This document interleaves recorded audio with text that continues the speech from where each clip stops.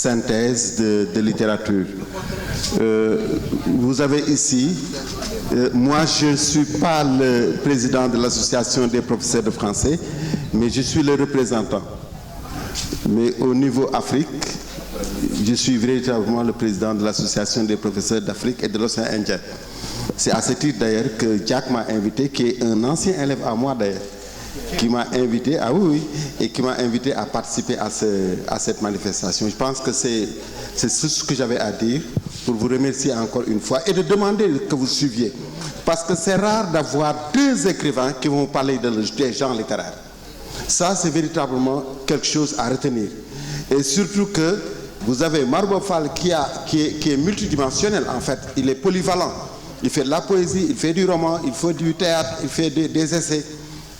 Djibril Diallo Falémé fait du théâtre et aussi des romans. Donc c'est en fait ça la polyvalence.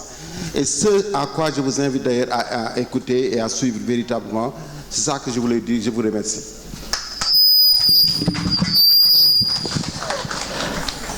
Allô? Bonjour, je suis très heureux d'être en face de vous.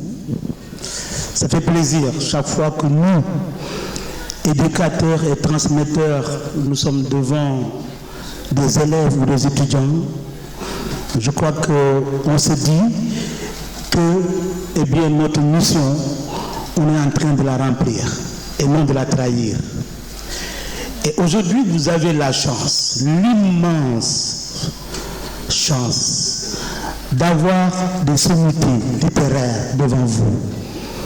Un Marouba Fall, un Djibril Diallo Falémé et un Baitir Ka. Je crois que c'est des gens qui ont fait de leur vie, je dis bien de leur vie, une œuvre littéraire. Et ils sont là devant vous, vous pouvez donc, ils vont vous parler, vous pouvez leur poser des questions. Et je crois que les textes, les phrases qui sont là sur ce mur et qui parlent de bibliothèque sont très explicites par rapport à ce qui doit être, à ce que font de vous les enseignants.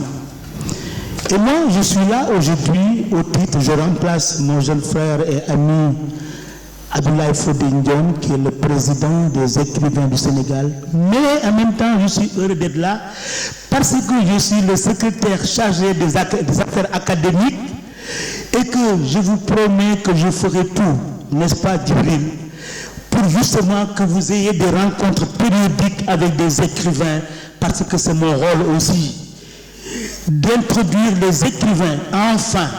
Parce que nous n'avons pas la chance, Marouba, Djibril et moi, et Baitir, de rencontrer des écrivains, de les toucher, de parler avec eux. Avons une bonne chance, on n'a pas cette chance-là. Vous avez la chance. Et moi, dans le rôle que j'ai de secrétaire chargé des affaires académiques, je ferai en sorte que le lien se fasse entre les écoles du Sénégal, l'enseignement, et aussi les professeurs qui sont là et qui ne demandent que ça. En tout cas, je vous remercie de cette invitation. Fodé, vraiment, malheureusement, ne pouvait pas être là. C'est pour ça, c'est quelqu'un qui est très pris aussi. Et donc, il m'a envoyé et je suis là très heureux pour lui et pour aussi l'association des écrivains du Sénégal. D'ailleurs, à laquelle appartiennent nos amis, quoi. Donc, voilà. Et je vous souhaite, de passer de très bons moments, surtout. Et je vous assure que je suis déjà heureux d'être là. Merci beaucoup. Merci, M. Mbaye. Le proviseur n'étant pas là, nous allons laisser donner la parole à un membre de l'école, en l'occurrence le président de l'association des parents d'élèves. Moi, vraiment, je voulais intervenir, mais de futurs étudiants.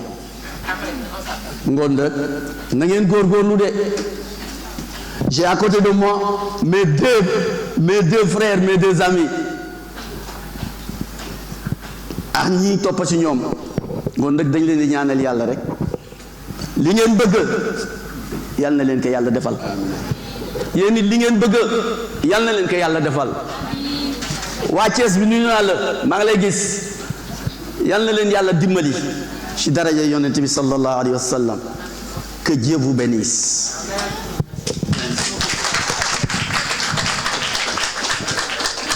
m'appelle Dr Ndongo Mbaye, je suis écrivain, poète, je suis sociologue et journaliste, et aussi correcteur de manuscrits, conférencier et critique littéraire. Comme Samba Ndiaye qui devait être là n'est pas là, et que je vois qu'on va parler de romans et de théâtre, je veux juste quelques petites choses sur la poésie. Nous avons Talif. C'est tellement important la poésie. Et de Talif, je voudrais juste vous dire que nous ne pourrons pas parler de poésie sans aller embrasser la tradition orale, l'oralité. Et pour essayer de voir l'importance du verbe, de la parole. Tout vient de là. Le Talif. Nous connaissons au Sénégal de très grands spécialistes du Talif. Et je crois que c'est extrêmement important de savoir la relation qu'il y a entre le Talif et la poésie actuelle. La poésie, le mot poésie vient du grec poién qui veut dire faire, construire, agir. Ce qui veut dire que la poésie n'est pas seulement que du blabla, c'est une action qui se déroule aussi. Ce n'est pas seulement des mots qui sont mis bout à bout, parce que la poésie, il faut aller creuser du côté du cœur et du ventre. Et je crois que c'est extrêmement important. Il y a un immense poète qui s'appelle Soni Laboutansi, qui est congolais et qui disait, quand on lui posait la question, pourquoi tu écris, il disait, j'écris pour arroser l'arbre qui inconsciemment dans mon ventre pousse. Pour vous dire qu'il faut aller chercher très loin pour aller puiser dans les sources de la poésie, c'est-à-dire dans la Senghor, ce que Senghor disait, les sources où aller boire les lamentins. Et je crois que quand je parle de Senghor, mon ami Marouba, qui a été proviseur du lycée de Joal pendant des années, sait de quoi je parle. Et je crois que la poésie, c'est ça l'importance de la poésie. Il y a aussi ce fait qu'on appelle ces deux dimensions, qui sont le lire poétique et le dire poétique. Le lire poétique, c'est quand vous lisez un texte poétique, comment le lire? Parce qu'on dit très souvent que lire, c'est aussi réécrire le texte. Parce que quand tu lis un texte, tu mets dessus le souffle, tu mets une scansion, tu mets un rythme, tu mets une musicalité, tu mets un volume de ta voix. Et tout cela fait l'importance de comment lire un texte. L'autre dimension, à côté du lire poétique, c'est le dire poétique qui est différent de la récitation. Entendons-nous bien, le dire poétique c'est différent parce que le dire poétique appelle certains éléments et des paramètres qui sont extrêmement importants, qui sont la scansion, qui sont la clarté, la diction, qui sont la musicalité de ce que vous dites, qui sont le volume, la portée de la voix, etc. C'est-à-dire que quand vous êtes devant un texte comme Joal, vous allez voir maintenant, Joal, je me rappelle les siens, l'homme de... Non, Joal, je me rappelle.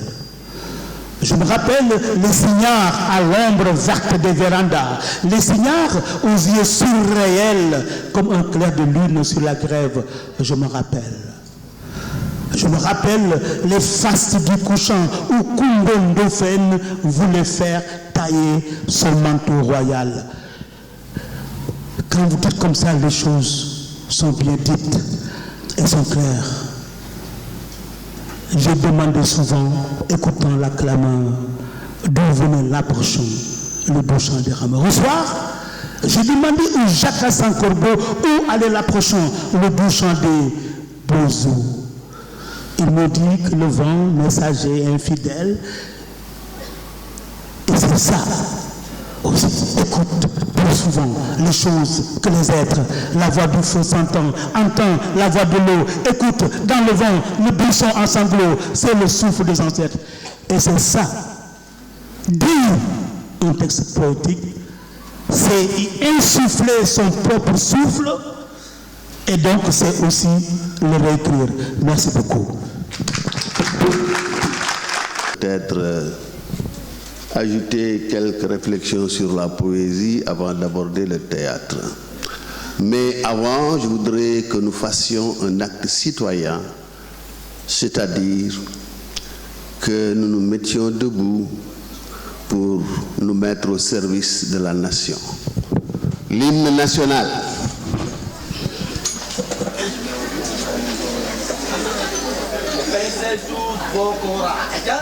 Un, deux, trois. C'est le président de l'APE qui donne le ton. Tous vos coras frappez les balafons.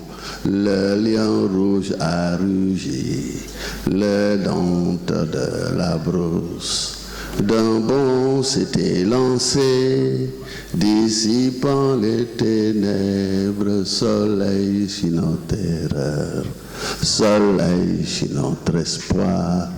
Debout frères, voici l'Afrique rassemblée.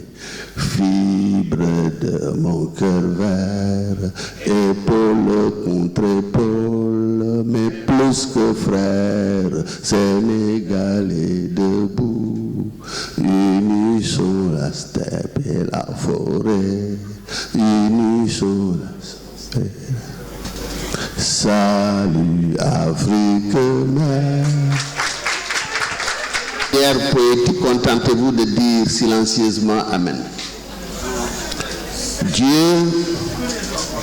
veillez sur ce pays que nous aimons. Faites qu'il soit phare, faites qu'il soit havre. Faites qu'il demeure du continent le chef culminant et la voie de sagesse.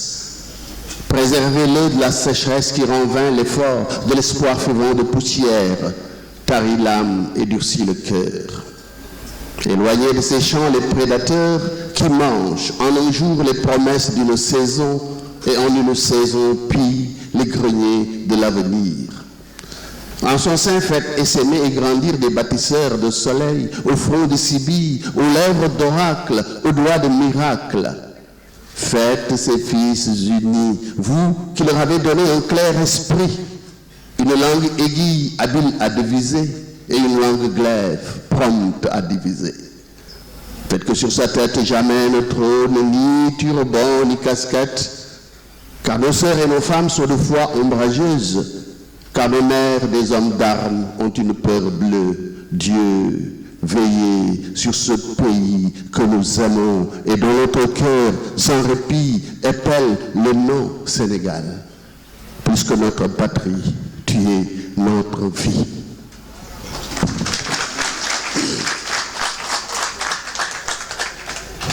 Définir la poésie est à la fois simple et délicat. Pour être simple, on peut se référer à Molière. Dans une de ses pièces de théâtre, M. Jourdain disait que tout ce qui est prose n'est pas poésie. Tout ce qui est poésie n'est pas prose. Donc la première définition de la poésie, c'est ça, c'est ce qui s'oppose à la prose. Je suis en train de parler en prose, après avoir dit un texte en poésie. Vous voyez la différence. Parce que la prose est directe, alors qu'en poésie, c'est des allusions, on évoque, on ne nomme pas directement. Victor Hugo disait, la poésie c'est l'expression de ce qu'il y a d'intime dans tout, c'est-à-dire de ce qui est profond. Ndongo Mbaye a parlé de ventre, de cœur, n'est-ce pas? Tout ce qui est essentiel, qu'on ne voit pas, qu'on ressent. Et Senghor, pour définir la poésie dans sa forme, disait: la poésie s'exprime en images rythmées, mieux chantées. Ça, vous pouvez garder ça. La poésie s'exprime en images rythmées, mieux chantées. Et vous avez tout ce qui définit la poésie. Les images, on ne nomme pas directement les choses, on fait des allusions seulement pour permettre l'ouverture sur le plan temporel, l'ouverture sur le plan spatial de la poésie. Quand vous lisez Femme noire, Senghor est sérère. Peut-être chante-t-il la femme sérère. Peut-être chante-t-il la femme tout couleur. Peut-être chante-t-il la camerounaise. En tout cas, toute femme noire, où qu'il se trouve, à n'importe quelle époque, peut se retrouver dans ce poème. Mais s'il avait dit Nilan, ça n'intéresserait que Nilan, par exemple. Mais femme noire, c'est vague, mais c'est tellement ouvert que tout le monde peut s'y reconnaître. Et c'est ça l'importance de la poésie, n'est-ce pas? Donc, rythme aussi. Parce qu'il faut des rythmes. Et ce qui donne le rythme à la poésie, ce sont bien sûr les rimes que vous avez et donc que vous connaissez. Il y a les rimes plates, les rimes embrassées, les rimes croisées. Mais aujourd'hui, comme il n'y a pas de poème à forme fixe, les rimes sont remplacées par des rimes intérieures, parce que les rimes classiques, ça se faisait à l'extrémité des vers. Vous pouvez avoir des rimes intérieures, et comme ça vous avez des assonances, vous avez des allitérations, tout cela, des reprises anaphoriques, tout cela donne son rythme à un poème. Et il a parlé de chant, parce que en Wolof, la poésie se traduit par le mot talif, mais plus exactement par le mot way, parce que talif c'est la création littéraire en général, mais way c'est ça la poésie, le chant. Et Senghor disait quelque part aussi que la poésie est agréable à l'oreille et au cœur. Agréable à l'oreille et au cœur. Voilà la définition. Mais il y a aussi des sous-genres poétiques. Suivant le message que veut donner le poète, il y a la poésie didactique, c'est-à-dire une poésie destinée à informer, à éduquer, et pour la sensibilisation contre les maladies, etc., la sensibilisation pour l'éducation, il y a des poèmes, c'est ça la poésie didactique. Il y a la poésie lyrique, c'est-à-dire la poésie qui exprime les sentiments, comme par exemple le poème de Victor Hugo, Demain dès l'aube, à l'heure où blanchit la campagne, je partirai. Donc il exprime, n'est-ce pas, sa nostalgie de sa fille décédée et qu'il va voir, il va se recueillir sur sa tombe, n'est-ce pas? La poésie lyrique, n'est-ce pas? Il y a la poésie satirique, la poésie destinée à critiquer, comme dans Coup de pilon de David Diop, le renégat par exemple, pour critiquer le noir qui est acculturé, qui a abandonné sa culture et qui veut ressembler à un blanc, pour évoquer Peau noire, masque blanc de Frantz Fanon, dont on va bientôt célébrer le centenaire. Il est né en 1925 et nous sommes en 2025, c'est son centenaire, et on va faire quelque chose le concernant.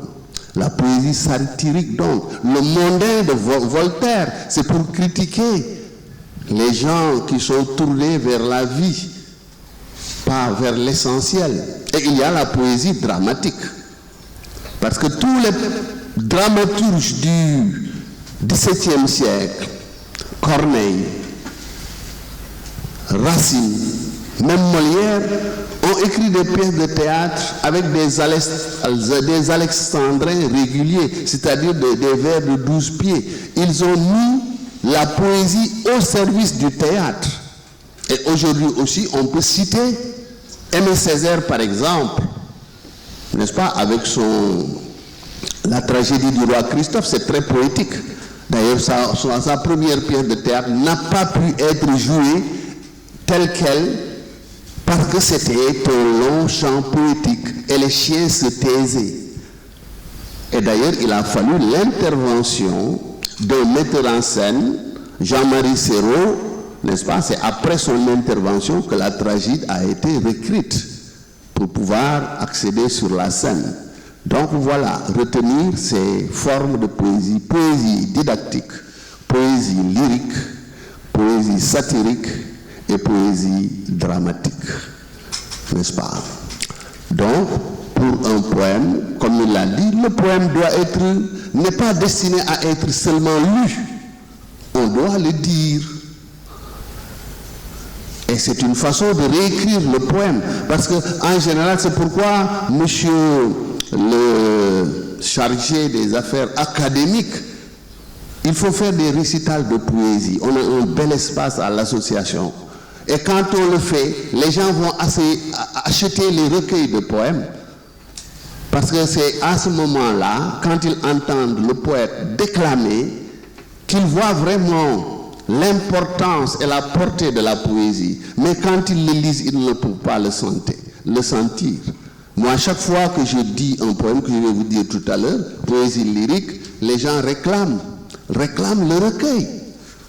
Parce que justement, c'est un poème dédié à la femme, celle qu'elle a choisie. Et je voudrais, contrairement au président de l'association des parents d'élèves, qu'un jour, on ait une présidente de la République. Pourquoi pas? De toute façon, les choses sont en train de chambouler. Il l'a reconnu lui-même. Ce sont les filles, les étudiantes, les élèves qui sont toujours au devant de la scène. N'est-ce pas, mesdemoiselles? Présidente de la République. Ah, j'attendais des applaudissements.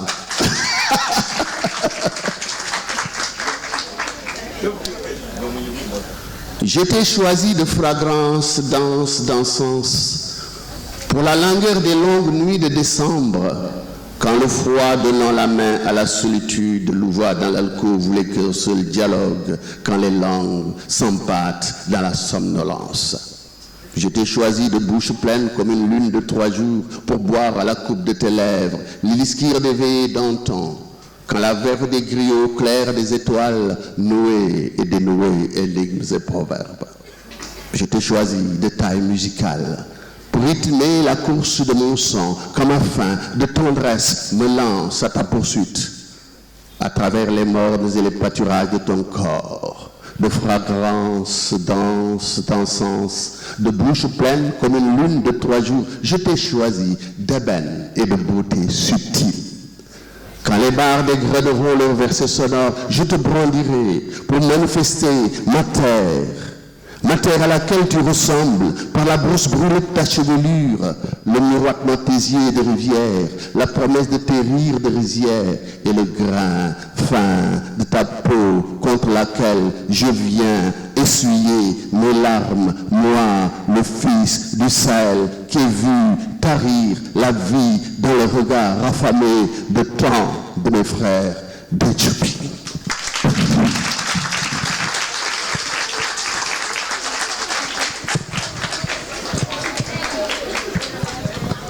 Voilà pour la poésie. Le recueil est dans ma voiture pour les adultes qui voudraient l'acheter. C'est pas de la publicité. Bien, maintenant nous abordons le théâtre. Le théâtre qui est un genre très difficile, que même beaucoup de professeurs hésitent à aborder, et que beaucoup d'écrivains ont du mal à maîtriser. Au Sénégal, par exemple, on peut compter les vrais dramaturges, les bons dramaturges sur les doigts d'une main. Mais il y a des dramaturges de talent, parce que nous pouvons citer Cheikh Ali Ndaw, qui est notre aîné à tous, qui est notre doyen, et qui a écrit beaucoup de pièces de théâtre jouées par la troupe nationale d'art dramatique du Théâtre national Daniel Sorano, et qui a d'ailleurs eu une médaille d'or avec l'exil d'Albouri. Abdou Antaka aussi. Il y a Senghor qui a écrit Chaka, qui est un poème dramatique. Comme je parlais tout à l'heure de poésie dramatique, vous voyez, c'est un poète, mais Chaka de Senghor se joue comme une pièce de théâtre. Parmi les jeunes, moi j'ai distingué, dans un ouvrage que j'ai écrit, j'ai distingué Djibril Diallo Falémé, dont les gens citent bien sûr Les Fous démocrates et d'autres pièces. Il y a Papa Samba Badji que j'ai publié et qui continue d'écrire. Voilà deux dramaturges d'avenir. Moi-même, je suis dramaturge, j'ai écrit quand même un certain nombre de pièces, dont Aya, la militante du GRAS, Grand Rassemblement Africain Socialiste, qui est au programme officiel de français. J'ai écrit aussi Aline Sitoé Diatta ou La Dame de Cabrousse pour magnifier les femmes, n'est-ce pas? Et d'autres pièces, La Méprise, Le Miroir, n'est-ce pas? De la Bible au fusil, Chaka ou le roi visionnaire, qui a eu le prix de la meilleure technique théâtrale aux Journées théâtrales de Carthage, etc., etc. Donc je disais que le théâtre est un genre difficile. Retenez bien ce que je vais dire, parce que c'est un genre entre la littérature et le spectacle. Je dois vous dire que je donne des cours de théâtre à l'École nationale des arts et des métiers de la culture. J'enseigne à la première année, deuxième année et troisième année, mais je me suis déchargé de la première et de la deuxième année que j'ai confié à Papa Samba Badji. Et l'année prochaine, d'ailleurs, je voulais confier un autre volet à Djibril Diallo Falémé, et je pense qu'il faut te tenir prêt, parce que je me décharge sur les jeunes en qui j'ai confiance. N'est-ce pas? Parce que c'est ça aussi, il faut que les jeunes, les vieillards comme nous sachent se retirer tout doucement et laisser, n'est-ce pas, la place aux jeunes, n'est-ce pas? Parce que c'est comme ça aussi, il faut préparer la relève, la bonne relève, n'est-ce pas? Donc, le théâtre n'est pas comme le roman ou la poésie. Parce que quand vous écrivez un roman, par exemple, quand vous avez écrit la dernière page et qu'on a publié, c'est terminé. Mais une pièce de théâtre, quand on l'a publiée, est-ce que c'est terminé? Non. Le dramaturge ne sera content que lorsque sa pièce sera jouée sur scène. Donc, écoutez bien, je vois qu'on bouge derrière là. Attention, je suis un professeur avant tout. Et je suis très vigilant par rapport à mes élèves. Et quand je vois des élèves qui s'agitent, je les fais sortir de mon cours. N'est-ce pas? Celles qui ne veulent pas sortir de la tente là, n'ont qu'à écouter. Bien. Donc, une pièce de théâtre n'est pas destinée à être lue, mais à être entendue et à être vue. Entendu, vu. Ça signifie qu'en dehors de l'écrivain, il y a d'autres artistes qui doivent intervenir. C'est pourquoi je vais vous donner une définition exhaustive que vous allez noter. Le théâtre est un art collectif destiné à la collectivité. Le théâtre est un art collectif destiné à la collectivité.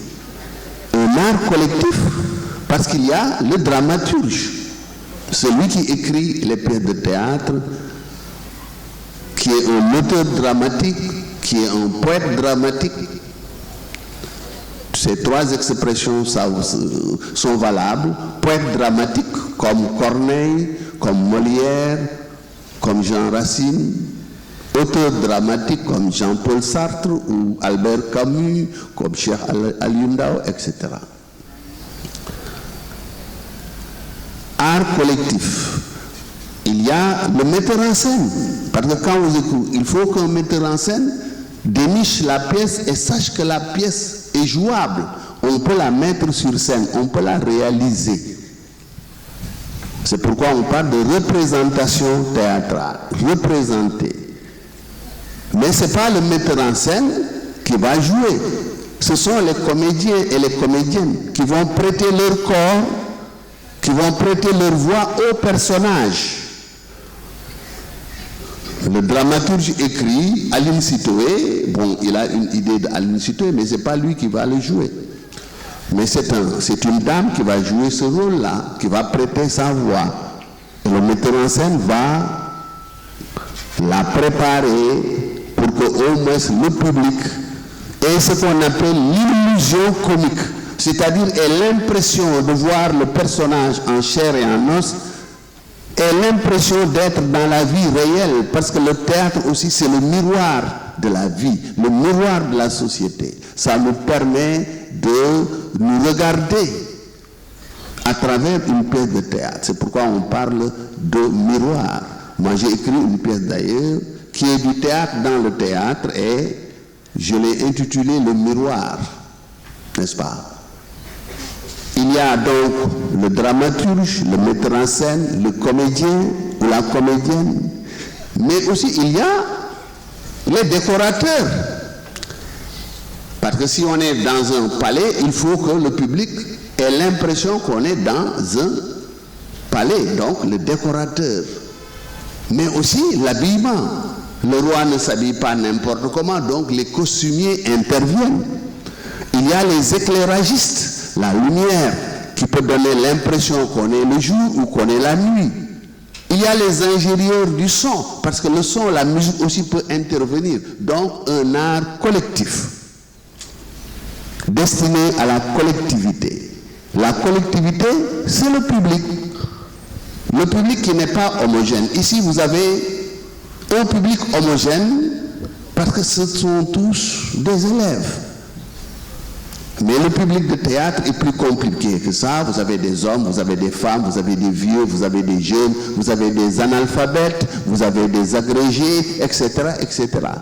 Et c'est pourquoi le travail du dramaturge est difficile. Parce qu'il ne faut pas qu'il écrive suivant son talent. Il n'est pas poète, il n'est pas romancier. Il doit utiliser un langage naturel, accessible à tous. Et ce qui est plus difficile, c'est que chaque personnage doit parler souvent son âge, son sexe, sa culture, sa profession, etc. Un paysan doit parler comme un paysan, un roi comme un roi, un menuisier comme un menuisier. Donc c'est difficile, parce qu'au théâtre, ce n'est pas l'auteur qui parle, il fait parler des personnages. C'est toute la différence. En poésie, c'est le poète qui parle, avec son tempérament, avec son niveau intellectuel. Le roman aussi, c'est cela, mais au théâtre, non. Quand j'ai écrit, par exemple, Adja militante du CRAS, Adja, c'est une femme analphabète qui fait de la politique et qui veut être députée. Mais beaucoup m'ont reproché ce style qu'ils ont considéré entre guillemets banal, quoi. Parce que j'ai laissé Adja parler son langage. Mais si je tombais dans le piège de faire Adja parler comme le professeur que je suis, comme l'écrivain que je suis, j'aurais tout faux. Parce que Adja n'est pas professeur, n'est pas écrivain, ne peut pas parler le français châtié que je parle. Donc c'est ça. Il faut comprendre qu'au théâtre, ce n'est pas l'auteur qui parle, il fait parler les personnages. J'ai écrit on essaie l'écriture dramatique où le premier chapitre au théâtre à qui parle à qui parle à qui. C'est le personnage qui parle à d'autres personnages. C'est pourquoi il y aura les monologues, il y aura les apartés, il y aura les dialogues, etc., etc. Donc au théâtre, c'est ça. Et de la même manière qu'il y a des sous-genres pour la poésie, au théâtre aussi, il y a des sous-genres, hein? Surtout au théâtre classique. Mais ceux qui veulent écrire des pièces de théâtre aujourd'hui doivent comprendre que le théâtre aussi a évolué, comme la poésie a évolué. On ne va plus parler de comédie, de tragédie, de drame, de tragicomédie, etc. Le théâtre, c'est le théâtre.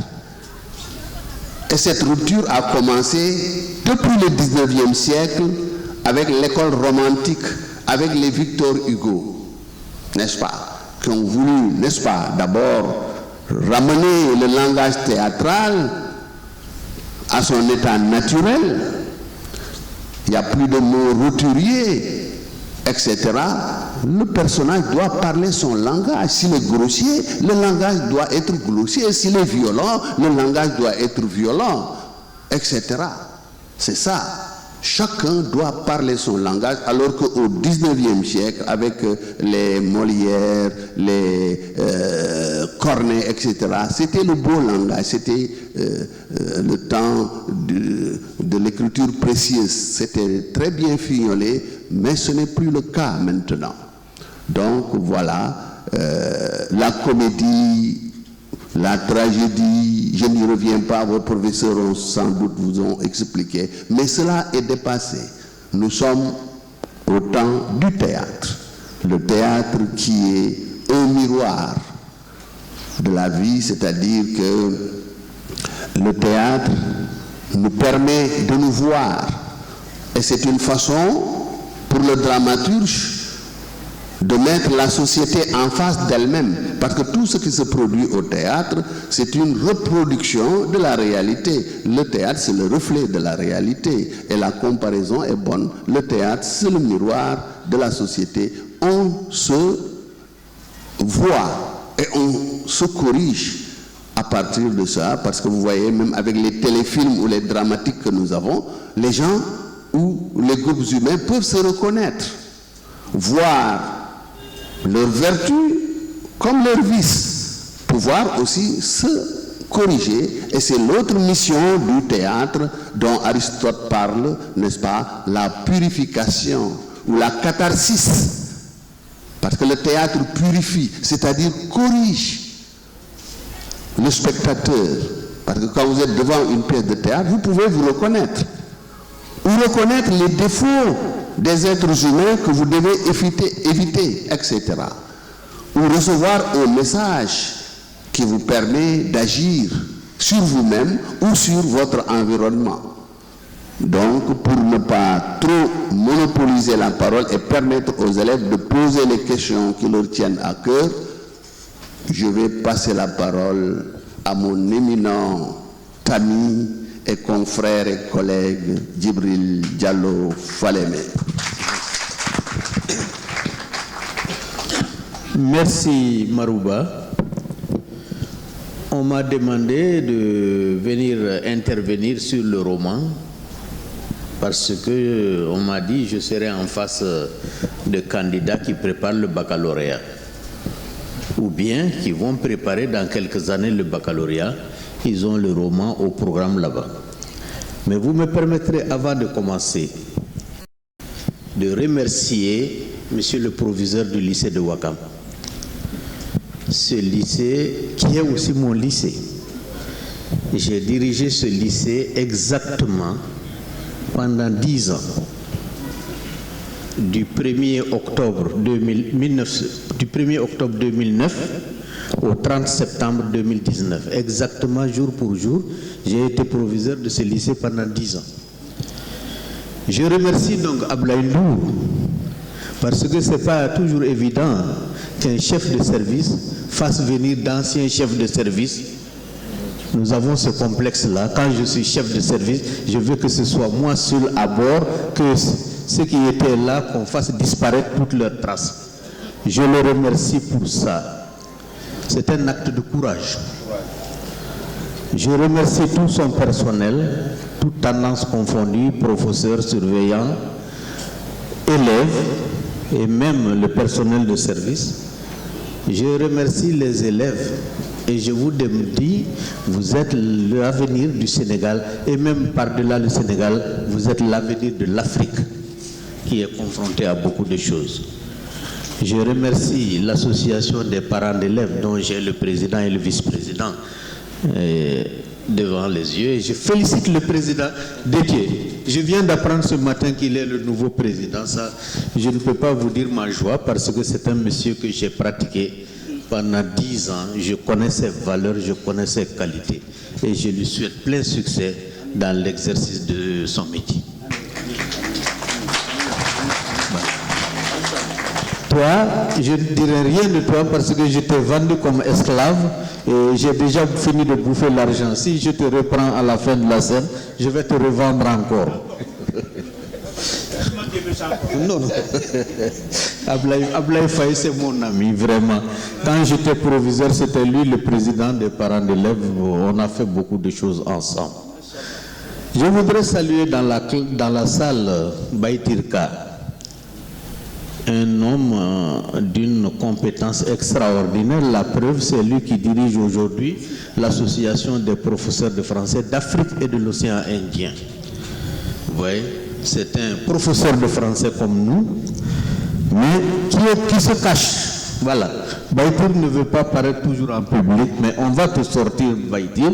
Il faut que les gens sachent qui tu es, parce que c'est un pédagogue confirmé aussi. Je le connais comme formateur de professeurs de français. Ndongo Mbaye, je ne parlerai pas beaucoup de lui, monsieur le secrétaire aux affaires académiques de l'Association des écrivains du Sénégal. Et c'est un ami personnel, un homme qui a le cœur dans la main. Et je suis très content qu'il soit là aujourd'hui pour représenter notre président Abdoulaye Fodé Dionne, n'est-ce pas, un de nos jeunes frères derrière lequel nous travaillons. Lui en tant que secrétaire aux affaires académiques, moi en tant que secrétaire général de l'association. Vous me permettrez de parler de Marouba, à qui me lie beaucoup de choses. Tous les deux, nous sommes professeurs de lettres de formation. Tous les deux, nous sommes anciens proviseurs. Tous les deux, nous sommes écrivains. Vous voyez que beaucoup de choses nous lient. Mais ce qui nous lie le plus et qui me paraît important, c'est qu'il a été le professeur de français de mon épouse au lycée.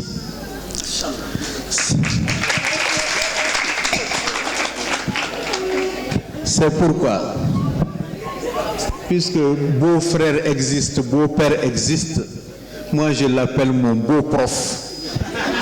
Il faut qu'on crée cette expression. On parlera de ça après.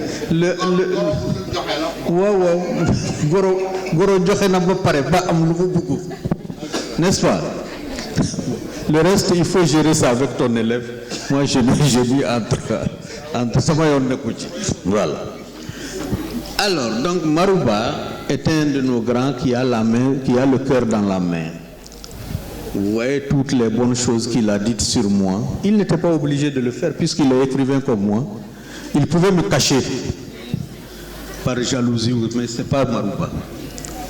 Donc, Marouba, que Dieu te donne encore longévité, que tu restes encore le plus longtemps devant nous, parce que tu es notre aîné, on a besoin de toi encore. Voilà, merci. Monsieur le professeur de français qui organisait cette rencontre d'aujourd'hui, Alioune Badara Diack, je vous remercie. Justement, Alioune Badara Diack, pour la petite histoire, il a soutenu son mémoire de maîtrise en 2009 sur les fous démocrates. Voilà, et c'est ce qui nous lie aussi. Alors, on me demande de parler du... Le frère de Salah, imprimerie Salah. Ah oui? Ah, Cham, mon ami Mbor Cham. Voilà, donc merci d'être là. Tu lui transmettras mes amitiés. Vraiment, c'est mon ami. On s'est vu quand? Vendredi passé, voilà. J'étais à l'imprimerie Salam, on était ensemble, lui et moi. Merci d'être venu, grand frère. C'est mon ami. Alors, on me demande de parler du roman. On peut soutenir des thèses et des thèses sur le roman. Mais ce que je vais faire, c'est, puisque vous êtes des candidats futurs qui peuvent travailler sur le roman, je vais essayer d'accompagner vos profs de français en vous disant quelques petites choses sur le roman. L'essor du roman, le développement du roman de langue française, il faut peut-être le situer à partir de la Révolution française de 1789. C'est au sortir de cette Révolution française. Si vous prenez la littérature française, par exemple, vous vous rendrez compte que le XVIIe siècle, on l'appelle siècle des classiques. Le XVIIIe siècle, on l'appelle siècle des Lumières.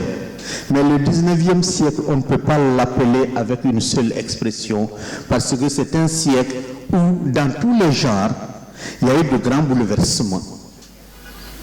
J'ai l'habitude de dire qu'au XIXe siècle, les courants littéraires se posent et s'imposent en s'opposant. Et ça, c'est dans tous les domaines. Je vais essayer d'aborder cela dans le domaine du roman. On est entré dans le siècle avec le roman romantique, avec Chateaubriand, Madame de Staël, qui ont écrit des romans où ils exprimaient, comme les poètes le faisaient, les Lamartine le faisaient à la même époque, où eux, ils exprimaient leurs sentiments personnels. Mais très tôt, à partir des années 1830, de jeunes écrivains ont dit, on a assez maintenant d'écouter vos larmes dans vos livres, dans vos romans, il faut que le roman s'occupe d'autre chose. Ça a été la création du roman réaliste, avec les Stendhal, avec les Flaubert plus tard, mais avec les Honoré de Balzac, les Stendhal. Et c'était le roman réaliste. Zola viendra un peu plus tard, je vais y arriver. Et ce roman réaliste avait pour objectif de décrire, de présenter les choses telles qu'elles se présentent à nous. De montrer les choses telles qu'elles se présentent à nous. D'ailleurs, Stendhal dira dans son livre Le Rouge et le Noir, un roman est un miroir qui se promène le long du grand chemin. Quand vous prenez un miroir, vous le promenez comme ça dans la cour, le miroir ne vous montrera que ce qu'il y a dans la cour. Stendhal dit que c'est ça le rôle du roman. Ce n'est pas de pleurnicher là-dedans, mais c'est de montrer les réalités telles qu'elles sont pour amener les hommes à s'améliorer. Et ce courant va continuer jusqu'à toute la première moitié du XIXe siècle. Vers la fin du XIXe siècle, ce roman va prendre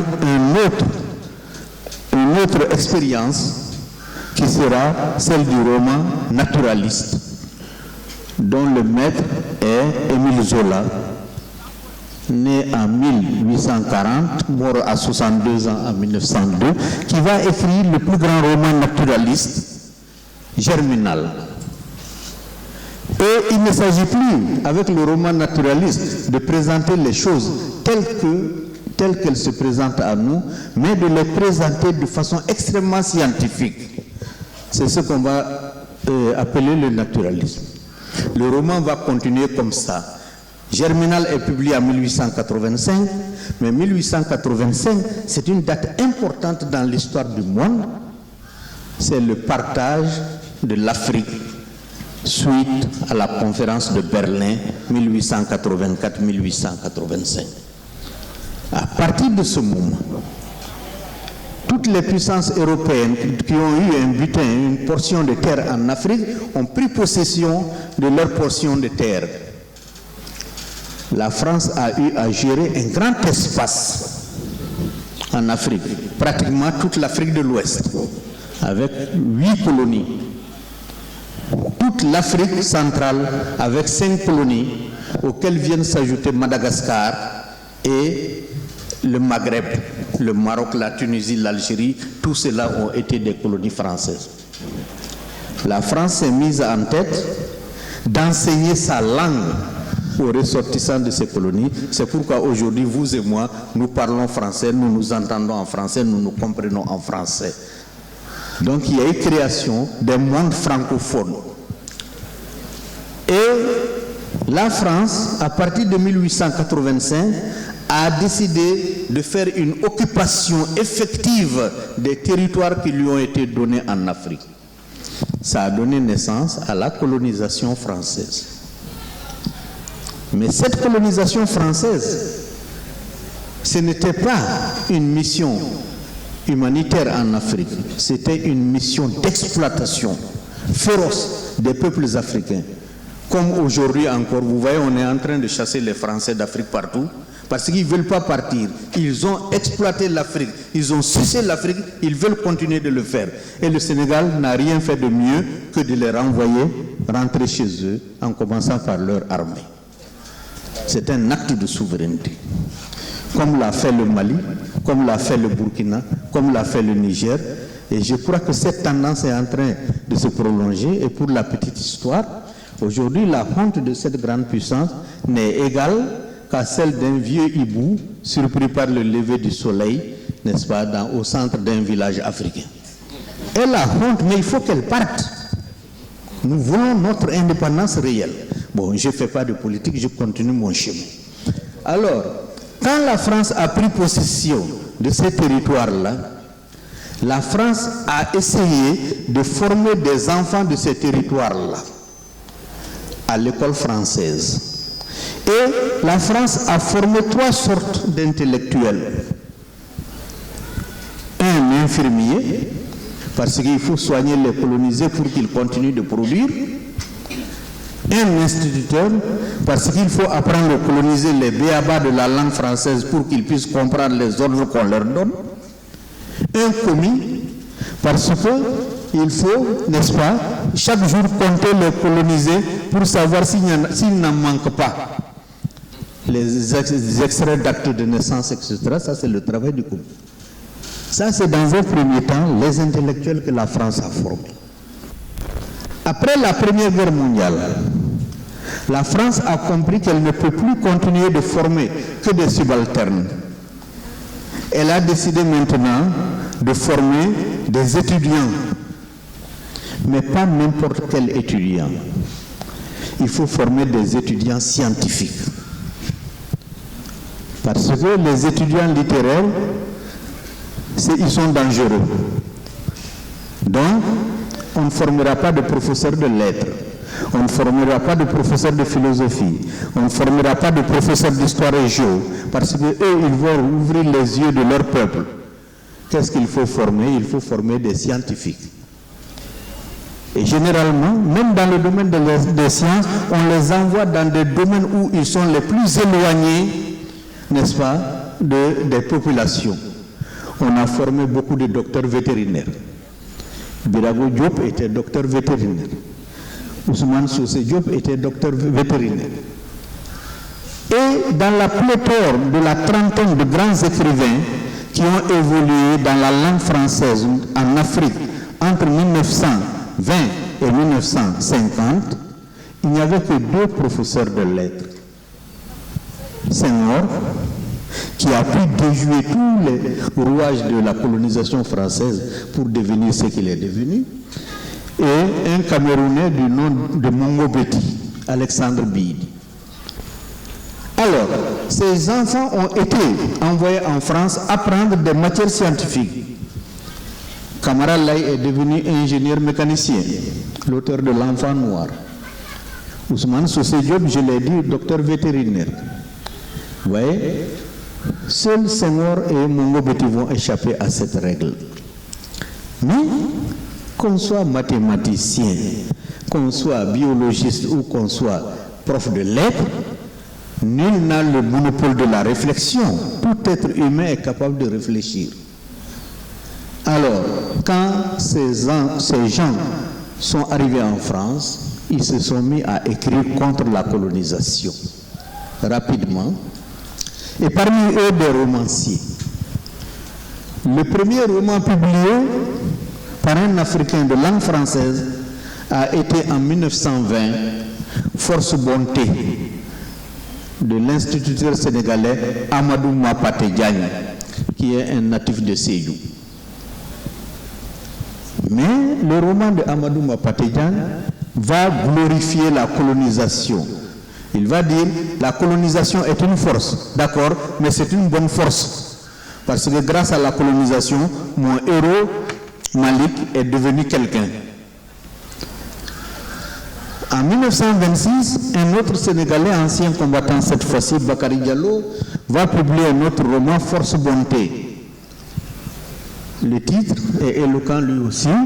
Il veut dire que la colonisation est une force, mais c'est une bonne force parce que ça nous permet d'être civilisés. Malheureusement, il se nomme Diallo. Si j'aurais voulu qu'il se fût appelé Bakary Faye ou Bakary Sarr, quelque chose comme ça, ça serait dans l'ordre normal des choses. Bon, bref. Mais entre 1921 et 1926, c'est glissé une date. L'année 1921. Date à laquelle un administrateur de colonie, René Mara, envoyé en République centrafricaine, qu'on appelait à l'époque Anoubangui Chari, pour être employé colonial, responsable colonial, voilà qu'il s'est mis à observer ce que c'est que la véritable colonisation. Donc lui, il est chargé d'appliquer les règles, mais il va écrire contre cette colonisation un roman qui s'appelle Batouala, véritable roman nègre. C'est là-bas où il va dénoncer la colonisation. Pour la première fois, le peuple français apprend des vérités sur la colonisation. Parce qu'on n'est pas à l'époque de l'Internet, on n'est pas à l'époque du téléphone, on n'est pas à l'époque des avions qui font 2000 km à l'heure. On est à l'époque où l'information passe difficilement. On n'est même pas à l'époque de la radio. La radio sera créée à partir de 1921, d'accord, mais elle n'est pas encore une chose de diffusée.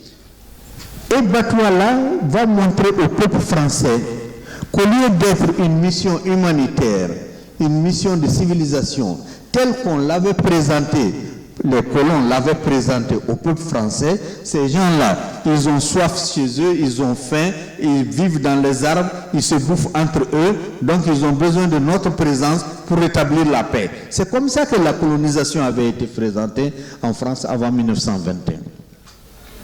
Il a fallu Batouala de René Maran pour dire que non, c'est faux. La colonisation, c'est des atrocités. La colonisation, c'est des barbaries. La colonisation, c'est des manques de respect aux droits de l'homme. Et le peuple français apprend, avec douleur, en vérité, ce que c'est que la colonisation. Voilà le premier combat du roman. Et, conséquence, René Maran sera radié du cadre des administrateurs de la colonisation parce qu'il n'a pas fait exactement ce qu'on lui demandait de faire. Mais Batouala a laissé tache d'huile parce que Batouala a montré au peuple français ce qu'est le vrai visage de la colonisation. Et cette année-là, pour la première fois, le prix Goncourt sera décerné à un noir et c'est à René Maran parce que René Maran est un métis martiniquais. Après cela maintenant, 26, Bakary Diallo est venu, les romanciers africains de langue française ont eu un peu peur de la dénonciation de la colonisation. Ils ont tourné leur regard ailleurs, c'est-à-dire la présentation des cultures et des civilisations africaines au peuple français. C'est ainsi qu'en 1935, un Sénégalais du nom de Ousmane Sossé va écrire un roman, Karim, qu'on appelle dans la littérature le roman des 4 communes. Le héros qui est natif de Saint-Louis va venir travailler, va perdre son emploi et venir à Dakar. En venant à Dakar, il va visiter Gorée. En venant à Dakar, il passe par Rufisque. Donc c'est un roman qui a fait promener le héros dans les 4 communes pour montrer au peuple français que ces gens que vous prenez pour des sauvages, ils ne sont pas aussi sauvages que ça. Voilà comment ils vivent chez eux. Ouais. Ousmane Socé va revenir 2 ans plus tard avec un autre roman qui s'appelle Mirage de Paris, où il va mettre en scène un couple mixte, un mariage entre un Sénégalais et une Française, pour montrer qu'il n'y a pas de différence entre les êtres humains. Nous sommes tous fils d'Adam et d'Ève, donc il n'y a pas de raison que les uns prennent les autres pour des êtres inférieurs. Nous sommes en 1937. 2 ans plus tard, la guerre éclate. Toute production littéraire est arrêtée, aussi bien du côté des poètes, les Senghor, les Césaire, que du côté des romanciers, de nos dramaturges. Vous voyez, la guerre éclate, elle dure 6 ans. Au sortir de la guerre maintenant, avant la guerre, les écrivains avaient été plutôt poètes. Les Birago Diop, les Léopold Sédar Senghor, les Bernard Dadier, n'est-ce pas? Toute cette catégorie de poètes et d'écrivains étaient d'abord des poètes. Mais au sortir de la guerre, ils se sont dit, la poésie c'est trop fermé. Il est très difficile de comprendre un poème. Parce qu'un poème ne dit pas. Un poème suggère. Au lieu de dire le soleil se lève à l'est, ce qui est basique, un poète dirait à l'est une grosse boule de feu.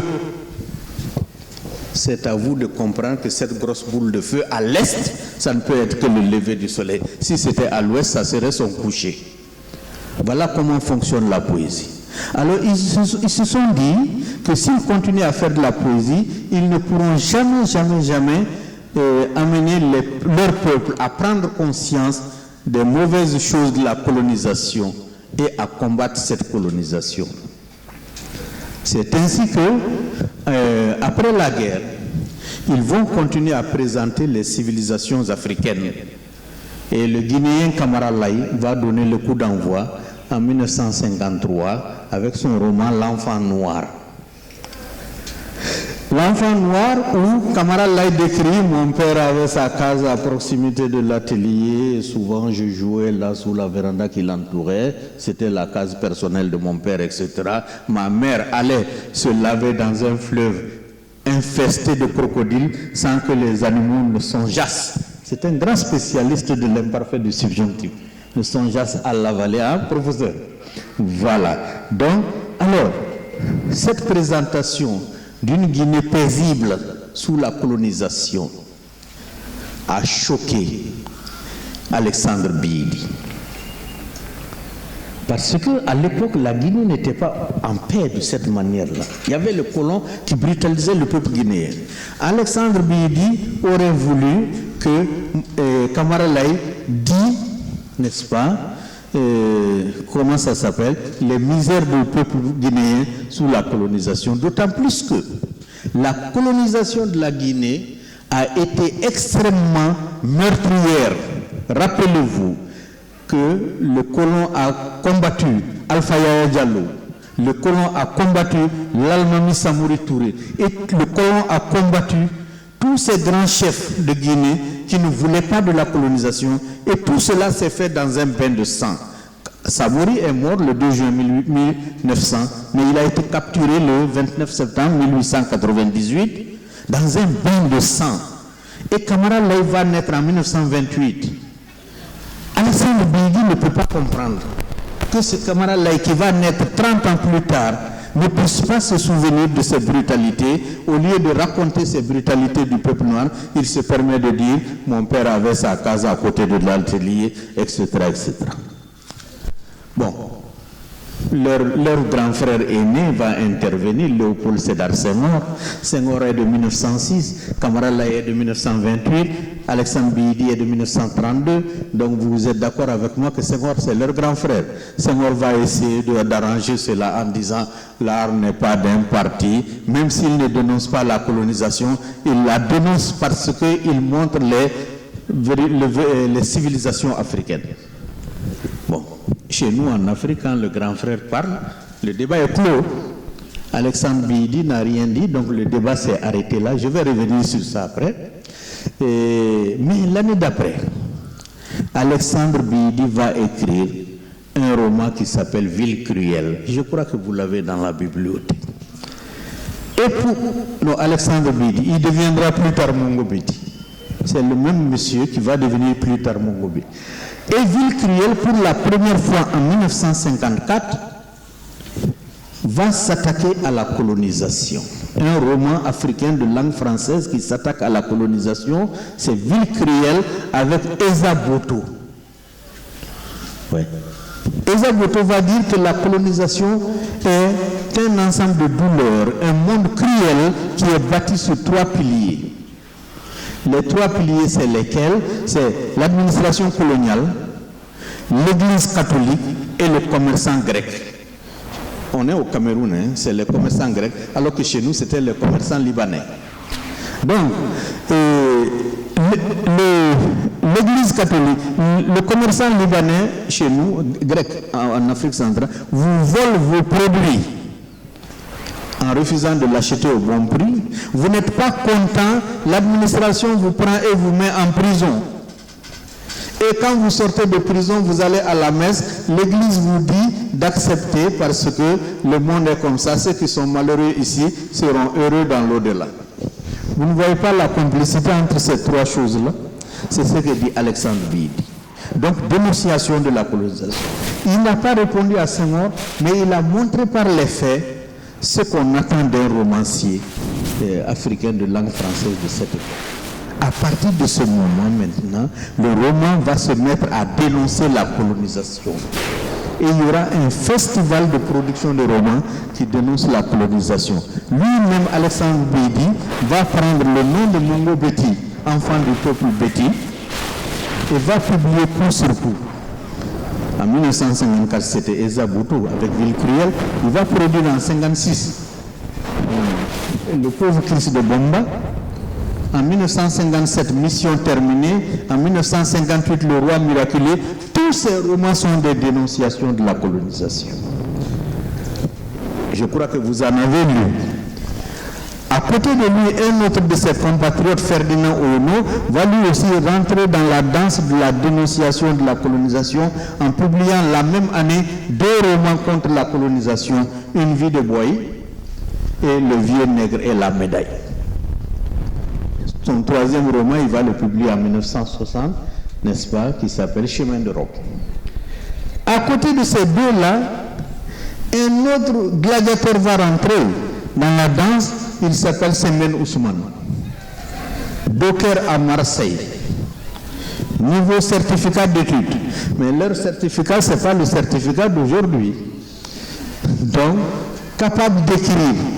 Il publie son premier roman, Le Docker Noir, pour raconter sa vie de docker misérable à Marseille, de noir exploité à Marseille par la colonisation. En 1957, il va publier son 2e roman, Au pays mon beau peuple, où il va montrer comment les populations de Casamance sont brutalisées par la même colonisation. Et en 1960, il va publier son 3e roman, le plus connu, Les bouts de bois de Dieu, qui parle de la grève des cheminots du Dakar, Niger, les cheminots du Mali et du Sénégal contre la colonisation. Pendant 6 mois, ces cheminots ont arrêté le travail sans salaire, mais ils ont tenu bon jusqu'à ce que la colonisation reconnaisse leurs droits et accepte de les payer le même prix qu'ils payent à leurs collègues blancs. Vous voyez? Donc c'est comme ça qu'on est arrivé aux indépendances de 1960 avec le roman qui dénonce la colonisation. On aurait souhaité que le même roman continua, professeur, c'est comme ça, n'est-ce pas, de dénoncer, n'est-ce pas, les indépendances. Mais il y a un problème. La dénonciation politique va s'arrêter parce qu'on a changé de système politique. C'est le colon qui était là. On pouvait être malheureux avec lui. Mais aujourd'hui, c'est mon propre frère qui est au pouvoir. C'est Sékou Touré en Guinée, Léopold Sédar Senghor au Mali, Modibo Keïta au Sénégal, Modibo Keïta au Mali, etc., etc. Est-ce qu'il faut le dénoncer? Non, ce ne serait pas logique. Il faut lui donner le temps de faire ses preuves d'abord. Si ces preuves ne sont pas bonnes, en ce moment, on va le dénoncer.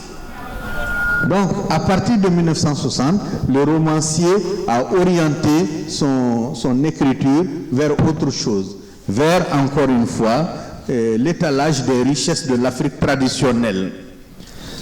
Vous voyez, c'est le cas de Djibril Tamsir Niane qui va publier Souniata ou l'épopée Manding en 1960, où il parle de la glorieuse histoire des Manding avant l'arrivée de la colonisation. C'est aussi le cas de Nazi Boni, le voltaïque, aujourd'hui on dirait burkinabé, Nazi Boni, crépuscule des temps anciens, qui va se mettre à parler des richesses du peuple burkinabé avant l'arrivée des colons.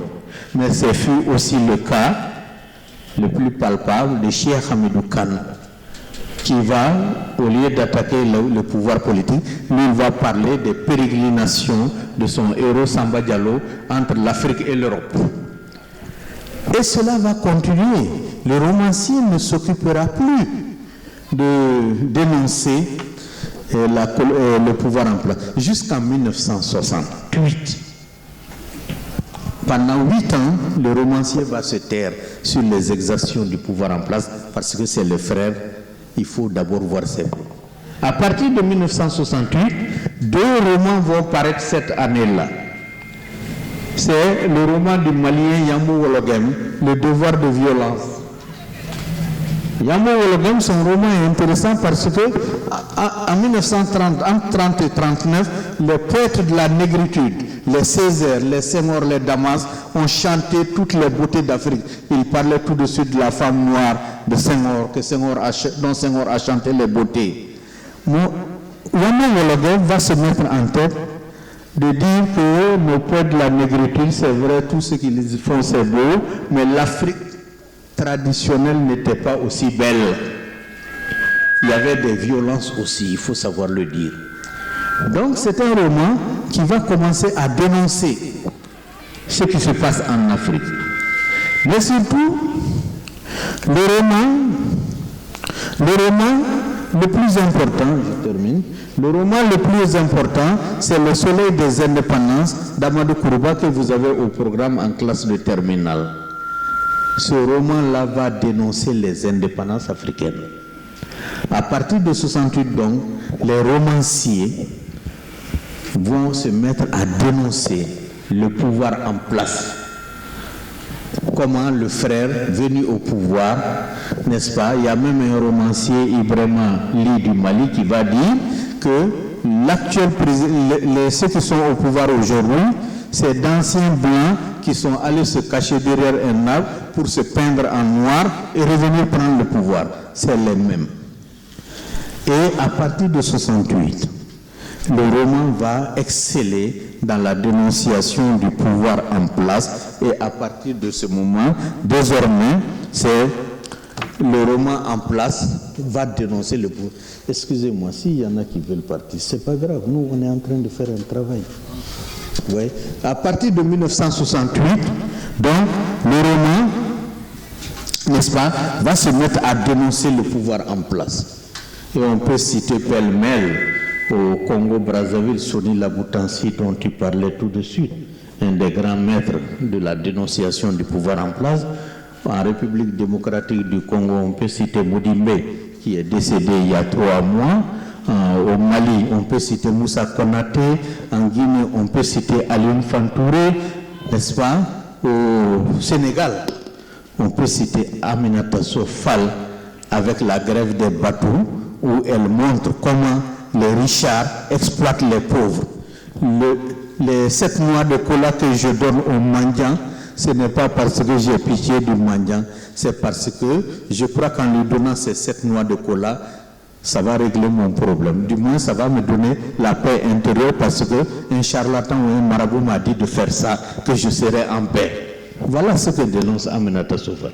Plus tard, elle va revenir en 87 avec un roman, L'expert de la nation, qui est en fait une caricature de la fin de règne du président Léopold Sédar Senghor. Donc ça, c'est au Sénégal. On peut citer aussi en République centrafricaine Gabriel Danzi. Bref, et votre serviteur fait partie de ce courant-là avec 2 romans, Indépendance, publié en 2009, et Kouro Malé ou Le cœur du Mont Manding, publié en 2020. Voilà, mon grand frère, je vais m'arrêter là. Le romancier ou le dramaturge puise son inspiration. Ça, c'est véritable. Il y a 2 ans, ce qu'on avait proposé, quoi. Quand quelqu'un, par exemple, puise sur sa vie, ça veut dire que c'est une inspiration personnelle. Il y a une inspiration par la nature, il y a une inspiration divine, il y a une inspiration par les faits sociaux. Donc, en fait, c'est ça le premier type de sujet qu'on peut vous donner. Deuxième type de sujet, c'est les caractéristiques. Il faut maîtriser les genres. Quand vous ne maîtrisez pas le roman, quand vous ne maîtrisez pas la poésie ou le théâtre et autres, c'est que vous avez raté votre examen. Parce que on peut vous proposer un sujet sur les caractéristiques de la poésie, sur la caractéristique du roman, etc.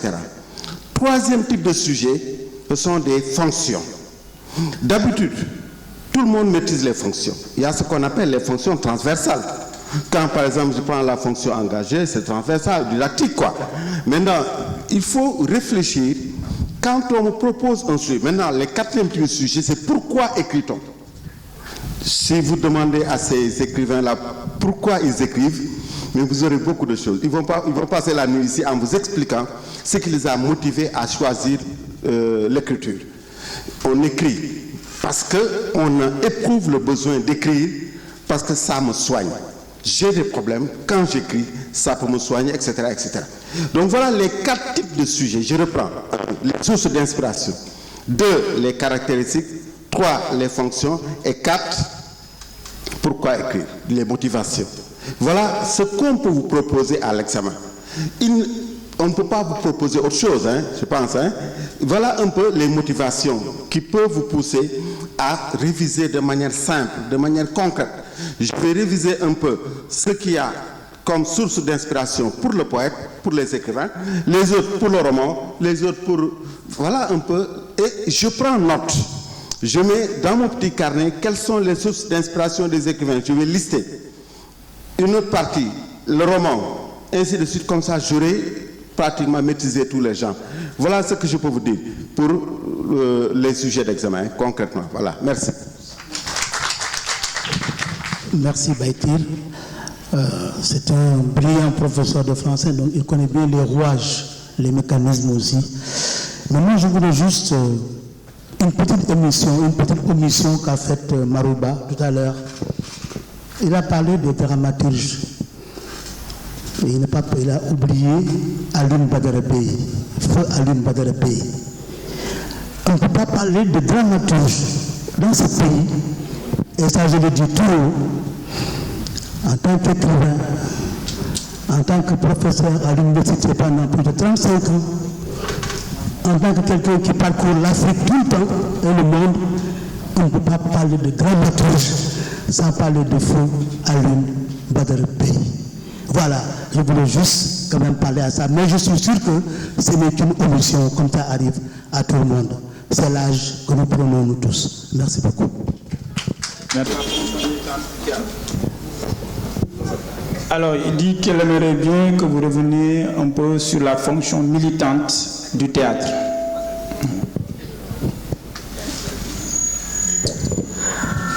Bon, j'aimerais savoir si on parle des fonctions primordiales d'un genre littéraire.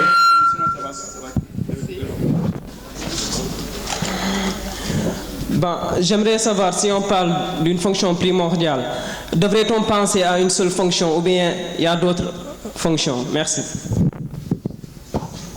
Alors, est-ce que pour les genres littéraires, pour chaque genre littéraire, nous avons une fonction primordiale? A-t-on une fonction primordiale pour le théâtre, une fonction primordiale pour le roman, pour la poésie, etc. Oui, qui d'autre? Madame Diallo Tapalé, qui veut parler?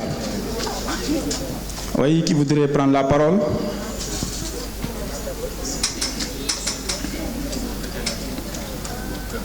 Oui, mademoiselle, ou madame. Hein? Est-ce qu'on pourrait parler sur la littérature et la science? Est-ce qu'on pourrait parler sur la... D'accord. Alors, Cette candidate demande si est-ce que vous pouvez parler de la relation entre la littérature et la science. Et de rappeler ce que vous avez dit à Alioune Badara Bèye, qui est mon aîné et sur qui je crois que j'ai écrit longuement dans Théâtre et Tradition. Mon problème, ce n'était pas de citer tous les dramaturges, parce que si on devait les citer, il y a Ibrahima Sall, qui est incontournable, n'est-ce pas, le choix de Major, la République, etc., que j'aime bien, n'est-ce pas. D'ailleurs, je l'ai oublié de le citer parce que je l'ai présenté dans mon ouvrage aussi. Donc, vous avez raison, donc c'est ça. Le problème, ce n'était pas de citer les personnes, parce que Alioune Badara Bèye, c'est de ma génération aussi. Il est de ma génération, donc c'est ça. Donc voilà. Maintenant, pour aborder les questions des élèves, fonction militante du théâtre, qu'est-ce que je n'ai pas très bien compris, n'est-ce pas? Parce que la littérature peut avoir cette fonction. Fonction militante, c'est l'engagement dont on parle à la fin, n'est-ce pas? Donc le théâtre peut aussi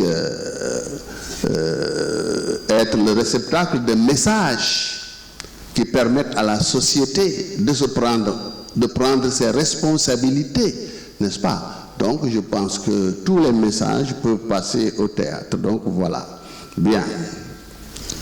Les fonctions de la littérature en général, la première fonction, c'est la communication. Et j'ai parlé des fonctions de la poésie, la fonction didactique, la fonction satirique, la fonction lyrique, etc. En tout cas, toute littérature est un moyen de communication. On communique des idées, on communique des sentiments, on communique des émotions, n'est-ce pas? Quand vous avez le texte sous vos yeux, vous allez pouvoir déterminer de quelle fonction il s'agit. Et je pense que, comme Beitirka l'a dit, il faut, quand on parle des caractéristiques de la littérature, c'est l'esthétique des genres. Parce qu'il y a une manière d'écrire la poésie, je vous en ai parlé, une manière d'écrire le roman, une manière d'écrire une pièce de théâtre. C'est ça, les caractéristiques, ce qui fait quand même les fondements de ces genres littéraires qui ne se ressemblent pas et qui peut-être peuvent se retrouver aujourd'hui. Parce que moi, je fais partie des écrivains qui veulent combattre cette division des genres. Parce que c'est pourquoi j'ai écrit ce qu'on appelle des textes d'un genre non identifié, avec Faracini, avec Complainte du Manguier, etc. Parce qu'on peut trouver dans un ouvrage de la poésie, des fragments dramatiques, etc., etc. Et je pense qu'on doit aller vers cela pour répondre, n'est-ce pas, à nos traditions littéraires où il n'y avait pas ces distinctions-là. Parce que la parole, pour être pleine, pour être entière, elle est poétique, elle est dramatique, elle est lyrique, elle est narrative, etc., etc. Et nous trouvons cela dans la parole du griot. Et l'exemple que je donne souvent, c'est Djibril Tamsir Niane, l'épopée Mandingue. Sundiata ou l'épopée Mandingue, là, il y a des passages qu'on récite à l'école, alors que c'est une épopée, ce n'est pas un poème. Donc voilà. Les sources d'inspiration sont multiples. Ça peut être des sources personnelles. On peut commencer par soi-même. Son environnement social, l'environnement politique, les mœurs. Il y a des œuvres de mœurs, des œuvres politiques, etc., etc. Donc les sources d'inspiration, c'est ça. Bon, la littérature et la science ont toujours cheminé ensemble, surtout puisque nous sommes en littérature française, n'est-ce pas? Les courants littéraires correspondent souvent aussi, cheminent avec des courants scientifiques. Nous avons eu, le réalisme va avec Auguste Comte, le positivisme, n'est-ce pas? Et le naturalisme va avec la découverte du microscope qui permet de voir la réalité, non pas de façon superficielle, mais dans ses profondeurs. C'est pourquoi Zola est allé pour écrire Germinal dans les corons, discuter avec les mineurs, lire des documents, etc. Ça, c'est pour aller au fond des choses, alors que le réalisme, dans son expression première, était superficiel. C'est ce que l'œil voit. Mais le microcosme nous permet de voir plus en profondeur. Et c'est ce qui a créé le naturalisme. Et quand vous allez au surréalisme, ça correspond avec Freud, la psychanalyse. Donc science et littérature cheminent souvent ensemble. Et je pense que c'est bon de voir. Bon, quelle est la différence entre le théâtre engagé et le théâtre satirique? Bon, la satire, c'est la critique, c'est la dénonciation. Bon, peut-être que l'engagement, nous prenons ça dans son terme galvaudé. On pense que ce qui est engagé, c'est ce qui critique, surtout sur le plan politique. Et d'ailleurs, en parlant du roman, mon frère Djibril Diallo Falémé a abordé cela, le cas de l'enfant noir et de Ville Cruelle. Par exemple, est-ce que l'enfant noir n'est pas engagé? Parce que ça bat en brèche la théorie de la table rase. Quand on dit que l'Afrique est sans culture, n'a pas de littérature, et que dans l'enfant noir, on voit la culture africaine dans sa magnificence, moi je pense que c'est une bonne chose, et c'est la façon africaine de s'opposer. Parce que c'est comme en politique. En politique, par exemple, en Occident, on attaque frontalement. Mais en Wolof, chez nous, ce n'est pas ça. Souk de la tere yobale sey souk de la tere yobale sey man nga wax ne wodd sa kaddu mais xam nga li nga bëgg bëgg nañ la ci boole bokkoo ci maanu nga ci bañ nga ko jarul ngay yuuxu naan bañ naa ko c'est pas la peine de crier contre l'impérialisme. nu ngi nii jarul wax xaj buy mat jarul muy mbaw xamal li nga wax rek ku la jox loxo nag dina xam ne am nga bëgg. Voilà. Donc le théâtre absurdin, nous ne sommes peut-être pas là, peut-être avec la République de Ibrahima Sall, nous abordons ce côté-là, mais c'est avec Ionesco, par exemple, ce dramaturge d'origine roumaine qu'on trouve cela, l'absurde. Mais chez nous, nous avons un théâtre plus ou moins réaliste, c'est l'épopée, c'est l'histoire, n'est-ce pas, avec les chers Alinda, avec Aline Barabé et d'autres. Moi-même, j'ai écrit quelques pièces historiques, n'est-ce pas? Mais l'absurde, nous n'avons pas poussé notre dramaturgie jusque-là, n'est-ce pas? Même si nous essayons d'aller beaucoup plus loin que ça. Donc voilà pour répondre. Je crois que j'ai passé en revue l'essentiel des questions relatives au volet que j'ai défendu tout à l'heure. Donc, Djibril. Merci grand. Sur ce que Marouba a dit, rappelant l'histoire entre Kamara Lai et Zabout, Mongo Betty. En fait, c'est un faux débat. Parce que on écrit, on ne peut mettre dans son roman que ce que l'on a vécu. Moi, Sénégalais, je ne peux pas écrire un roman qui parle de Tokyo, la capitale japonaise ou quelque chose comme ça. J'y ai jamais été. Donc je ne mets dans mon roman que ce que je sais. Or, il se trouve que ces deux écrivains-là savent des choses différentes sur la colonisation.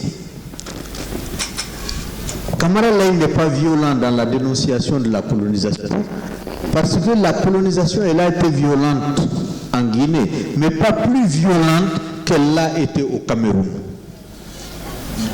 Historiquement, qu'est-ce qui s'est passé rapidement?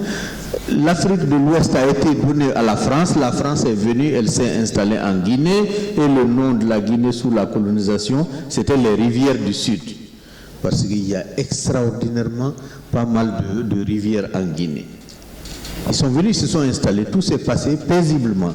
Alors qu'au Cameroun, le Cameroun n'était pas une colonie française, c'était une colonie allemande. C'est après la défaite de l'Allemagne lors de la Première Guerre mondiale que le Cameroun a été scindé entre la France et l'Angleterre, les deux puissances qui ont gagné. Et chacune des deux puissances s'est installée dans la partie qui lui a été redonnée après le traité de Versailles de 1919. Alors, les populations du Cameroun se sont dit ceci. Pourquoi être là en train de changer de maître alors que nous pouvons être indépendants? Ils ont refusé donc d'admettre la colonisation française et la France, pour s'imposer, a fait des milliers et des milliers de morts. Ça, c'était à partir de 1919. Mongo Betty Alexandre Bidi va naître en 1932, 13 ans plus tard. Donc, il voit le carnage que la colonisation a fait dans son pays, ce qui est différent de Camara Lai. Oui. Donc ces deux écrivains ne peuvent pas avoir les mêmes émotions vis-à-vis de la colonisation. Exactement comme la différence entre Senghor et Césaire.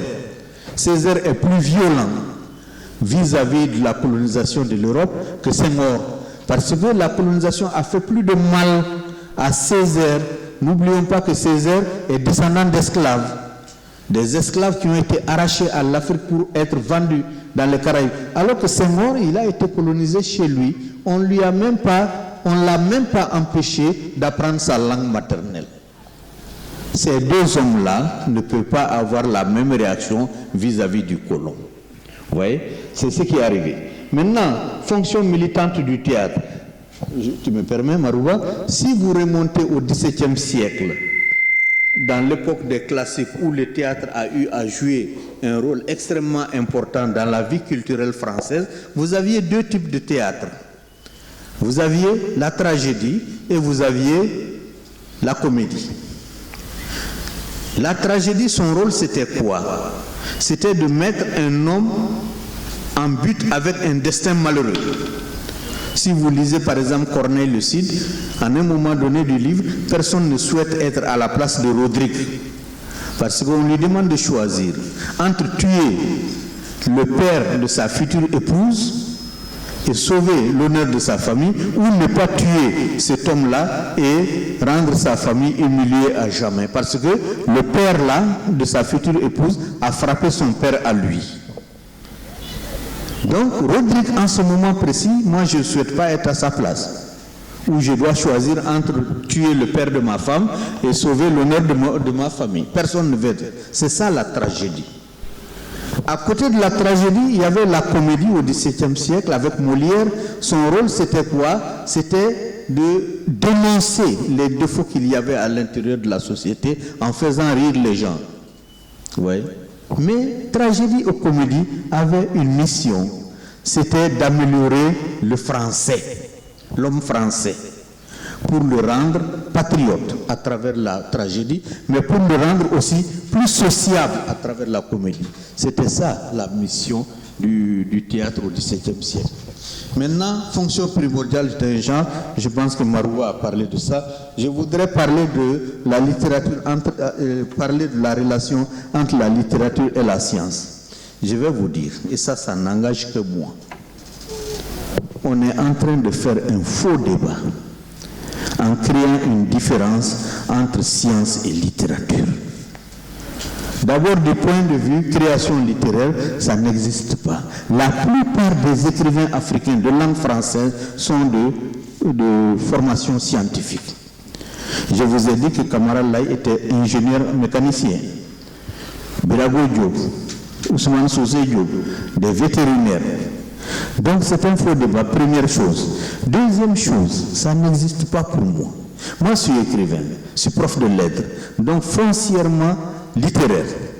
Mais vous croyez franchement que lorsque je me mets au volant de ma voiture, je fais de la littérature? Non. La poésie, je range ça, je deviens scientifique. Parce qu'au volant de ma voiture, il faut que je calcule la distance qu'il y a entre la voiture qui est devant moi et ma voiture pour ne pas la cogner. Parce que si je la cogne, je peux aller en prison. Est-ce que je ne suis pas en train de faire des mathématiques? Le matin, avant d'entrer dans ma voiture, je regarde les 4 roues, s'il y a suffisamment d'air là-dedans pour qu'elle ne se renverse pas avec moi, la pneumatique, pour qu'elle ne se renverse. Est-ce que je ne suis pas en train de faire de la physique? Quand les pneus sont usés, je les change. Est-ce que je ne suis pas en train de faire de la chimie? Vraiment, on ne peut pas me convaincre, moi, qu'il y a d'un côté la science et de l'autre la littérature. Et malheureusement, les gouvernements africains sont en train d'intégrer cela. Et aujourd'hui, à la limite, on se demande si on n'est pas en train de combattre les littéraires. Or, le Sénégal est un petit pays de 200 000 habitants. Mais la grandeur actuelle du Sénégal sur la scène internationale, c'est un géant. Le Sénégal doit cette grandeur-là à qui? À ses magistrats, à ses ambassadeurs, vous voyez, à ses administrateurs civils, à ses professeurs de lettres qui ont servi la communauté internationale au nom du Sénégal. Senghor n'était pas scientifique. Senghor a donné au Sénégal les valeurs. Et tous les compagnons de Senghor, la plupart de ses compagnons étaient des hommes de lettres comme ambassadeurs, vous voyez, comme magistrats. Moi, je me souviens, excusez-moi de rappeler, quand Bokassa a assassiné 600 enfants en 1979, l'empereur de Centrafrique. Alors, la commission d'enquête a été dirigée par un magistrat sénégalais, Youssouf Ndiaye. Et ce magistrat va devenir plus tard ministre des Sports de Ablaye Wade. Mais c'est un magistrat qui est allé faire les enquêtes et qui a dit effectivement il y a eu massacre. C'est sur la base de son rapport qu'on a fait partir Bokassa de son pouvoir. Mais ce n'est pas un scientifique qui est allé faire ça. Malheureusement, tout le monde est en train de dire tellement cela que quand tu dis autre chose, tu es quelqu'un à part. La différence entre théâtre satirique et théâtre engagé, je pense que Marouba a répondu à cela. Voilà ce que je voulais dire. Bonjour. Au sein de l'établissement, pourquoi en train de réfléchir sur les questions qui sont liées à notre établissement. Donc vous faites un grand travail, vous rendez service à l'école, pas de Ouakam, mais à l'école sénégalaise, au monde de l'éducation.